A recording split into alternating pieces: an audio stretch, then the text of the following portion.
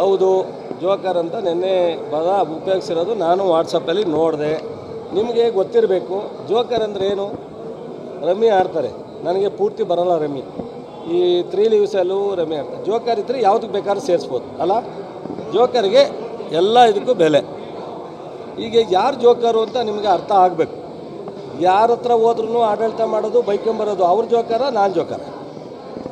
ಈ ದೇಶದಲ್ಲಿ ಸ್ವತಂತ್ರ ಬಂತವಿಂದ ಇಲ್ಲಿವರೆಗೆ ಕರ್ನಾಟಕದ ಜನತಾ ದಳದ ಅಧಿಕಾರ ಮಾಡೋನಾಗ ಯಾವತ್ತು 120 ತೊಗೊಂಡು ಆಡಳಿತ ಮಾಡಿದ್ದಾರೆ. ಎಲ್ಲ ಸಂದರ್ಭದಲ್ಲೂ ಸಹ ಯಾರ ಜೊತೆಲಾದ್ರೂ ಸೇರ್ಪಡೆ ಆಗಿ ಕೆಲಸ ಮಾಡ್ತಾಯಿದ್ದಾರೆ. ಆದ್ದರಿಂದ ಅವರು ಅದಕ್ಕೆ ಸೂಟ್ ಆಗ್ತಾರ, ನಾನು ಅದಕ್ಕೆ ಸೂಟ್ ಆಗ್ತೀನ, ನೀವೇ ಯೋಚನೆ ಮಾಡಬೇಕು.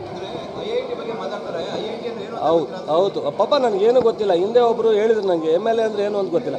ನನಗೇನು ಗೊತ್ತಿಲ್ಲದಲೇ ಜಿಲ್ಲಾ ಪಂಚಾಯತಿ ಉಪಾಧ್ಯಕ್ಷರಾಗಿ MLA ಆಗಿ ಮಂತ್ರಿಯಾಗಿ MP ಆಗಿದ್ದೀನಿ. ಸೊ ಪಾಪ ಅವ್ರಿಗೆಲ್ಲ ಗೊತ್ತು.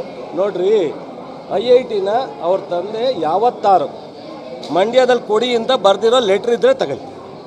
ಅವ್ರು ಆಸ್ತಿ ಕೊಡಿ ಅಂತ ಬರೆದಿದ್ರು. ನಾನು MP ಇದ್ದಾಗಲೂ ಅವ್ರ ಜೊತೆಲ್ಲ ಆಸ್ತಿ ಕೊಡಿ ಅಂತ ಬರೆದಿದ್ರು.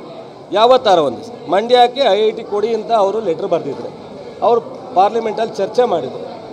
ನನಗೆ ಹೇಳಿ, ಇವ್ರಿಗಿಂತ ರಾಜಕೀಯ ನನಗೂ ತಿಳುವಳಿಕೆ ಇದೆ. ನಾನು ಜಿಲ್ಲಾ ಪಂಚಾಯತಿ, ಇವರು ಪ್ರಧಾನಮಂತ್ರಿ ಮಗನಾಗಿ ಬಂದು ರಾಜಕಾರಣ ಮಾಡ್ತಾರೆ. ನಾನು ಜಿಲ್ಲಾ ಪಂಚಾಯತಿ ಸದಸ್ಯನಾಗಿ ಒಬ್ಬ ಹಳ್ಳಿ ರೈತಾಗಿ ಬಂದಿದ್ದೀನಿ. ಅವ್ರ ಹೆಸರೇನು? ಅವ್ರ ತಂದೆ ದೇವೇಗೌಡರು, ಪ್ರಧಾನಿಯವರು. ನನ್ನ ತಂದೆ ಯಾರು? ಹೊಲ ಉಳ್ಳೋ ರೈತ. ನನಗೆ ಹಳ್ಳಿ ಜನದ ಕಟ್ಟ ಅವ್ರು ಸುಮ್ಮನೆ ಅಂತಾರಲ್ಲ ಹಿಂಗೆ ಅಂತ, ಅದಲ್ಲ. ಪ್ರಾಮಾಣಿಕವಾಗಿ ಜನರ ಸಮಸ್ಯೆ ಗೊತ್ತಿದೆ.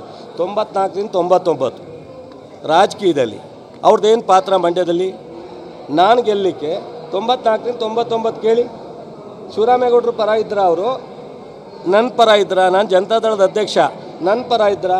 99ರಲ್ಲಿ ನನ್ನ ತಾಲೂಕು ಜನ ನಾನು ಯಾವ ಪಕ್ಷಕ್ಕೆ ನಿಂತರೂ ಗೆಲ್ತಿದ್ದೆ.